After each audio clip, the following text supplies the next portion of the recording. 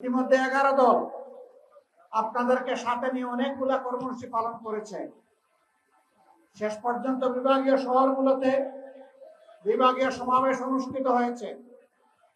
পরবর্তী কর্মসূচিগুলো আমাদের এই দাবি আদায়ের লক্ষ্যে আমি এখন আপনাদের সামনে ঘোষণা করছি।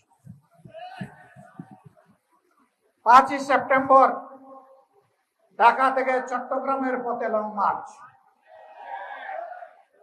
আমরা পরিষ্কার বলে দিচ্ছি, এই লং মার্চ জনগণের দাবি আদায়ের জন্য।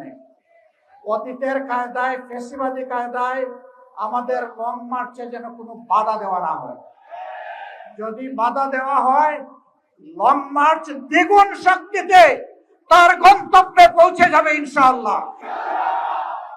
সম্মানিত ভাইরা, 19 সেপ্টেম্বর ঢাকা থেকে আমরা রংপুর পৌঁছবো ইনশাআল্লাহ। রাস্তায় অনেকগুলা সভা হবে, জনগণের মনের কথা শুনবো, আমাদের কথাগুলা জনগণকে বলবো। এইভাবে বাংলাদেশের জনগণকে পরবর্তী বড় আন্দোলনের জন্য আমরা তৈরি করতে চাই ইনশাআল্লাহ। 10 অক্টোবর শনিবার ঢাকা থেকে খুলনা, খুলনা থেকে যশোর, কুষ্টিয়া হয়ে ইনশাআল্লাহ আবার আমরা ঢাকায় ফিরব। একই লং মার্চ। 24 অক্টোবর শনিবার ঢাকা থেকে সিলেটে রেলপথ যাত্রা হবে, মার্চ হবে। কেন রেলপথ? কেন সব জায়গায় সড়ক পথ, এখানে আবার রেলপথ কি জন্য? যেহেতু জামাতে ইসলামের আমিরের বাড়ি সিলেট, এই জন্য, তাই না? জি না, এটার জন্য না। সিলেটের রাস্তাতে এখন আর কোনো মানুষ চলাচলের কোনো ব্যবস্থা নেই।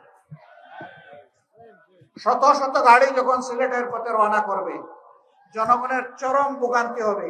এইটা বিবেচনায় নিয়েই আমরা রেলপথটাকে বেছে নিয়েছি। তারপরে 14 নভেম্বর 2016 ঢাকাবাসী, আপনাদের কাছে জানতে চাই, বাংলাদেশের প্রত্যেকটি গ্রাম থেকে, পাড়া থেকে, মহল্লা থেকে আমাদের ভাই বোনেরা ঢাকার দিকে রওনা করবে। ঢাকায় মহাসমাবেশ অনুষ্ঠিত হবে ইনশাআল্লাহ। সেই দিন ঢাকাবাসী, আপনারা কি সত্যিকারের অতিথির দায়িত্ব পালন করার জন্য প্রস্তুত আছেন? আমি আপনাদেরকে আজকে থেকে সেই প্রস্তুতি নেওয়ার জন্য আহ্বান জানিয়ে রাখলাম। এখন আমাদের দাবিগুলা সচিবালয়ের কানে পৌঁছানোর জন্য, সংশ্লিষ্ট মন্ত্রীদের কানে পৌঁছানোর জন্য এখন আমাদের অবস্থান ধর্মঘট থেকে, কর্মসূচি থেকে সচিবালয়ের দিকে আমরা যাব। এই সচিবালয় কোনো দলের নয়। এই সচিবালয়ের প্রত্যেকটি ইট, বালু, পাথর, নুড়ি, মিস্ত্রির হাত, রড, সিমেন্ট সবগুলো এইগুলো এই দেশের জনগণের সম্পত্তি। সচিবালয়ে যারা বসে আছেন, মন্ত্রী হন, এমপি হন, জনগণের কথা শুনতে হবে, জনগণের কথা মানতে হবে। আজকের মতো আমাদের দাবি খুবই অল্প।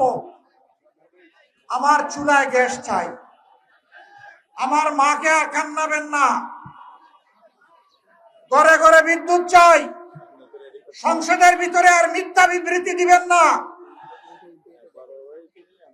খাবার জন্য বিশুদ্ধ পানি চাই, আমাদের যানবাহনের জন্য পর্যাপ্ত গ্যাস চাই। ইতিমধ্যে এলপিজির দাম বাড়িয়েছেন, প্রত্যাহার করুন, প্রত্যাহার করুন। না করলে আমরা সংশ্লিষ্ট দপ্তর ঘেরাও করতে বাধ্য হব। আর দাম বাড়ানোর দিকে হাত বাড়াবেন না। গ্যাসের দাম বাড়ানোর পায়তারা করছেন, আমরা বুঝতে পারছি। সংকট তৈরি করার পরবর্তী পদক্ষেপ হচ্ছে দাম বাড়ানো। আমরা তা হতে দেব না। আপনারা তৈরি আছেন তো? তৈরি থাকবেন।